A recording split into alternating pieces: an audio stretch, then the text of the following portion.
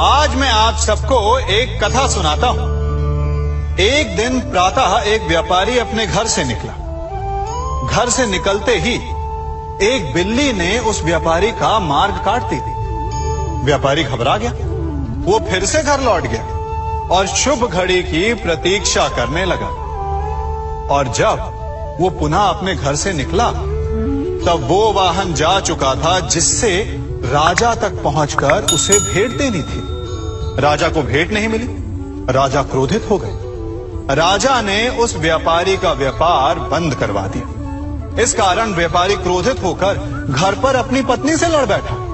पत्नी अपने बच्चों समेत मैके वापस चली गई और उस व्यापारी के जीवन में यदि कुछ रह गया था तो केवल अंधकार। और इन सब का कारण वो उस बिल्ली को मानता रहा जिसने उसका मार्ग काटा था।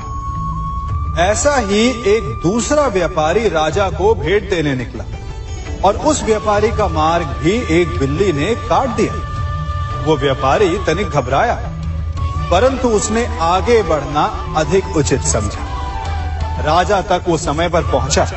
उसने राजा को भेंट की। राजा प्रसन्न हुए और राजा ने व्यापारी को अपना व्यापार बढ़ाने की अनुमति दी, स्वर्ण आभूषण दी।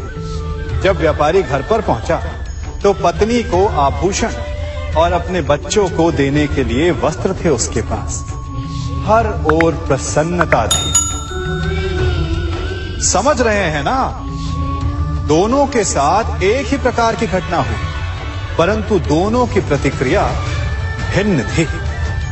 ऐसा ही हमारा जीवन भी है।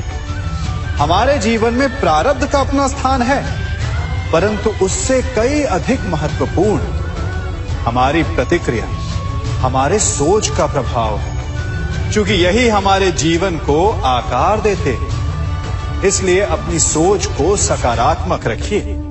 आपका जीवन सदैव आनंदमय रहेगा।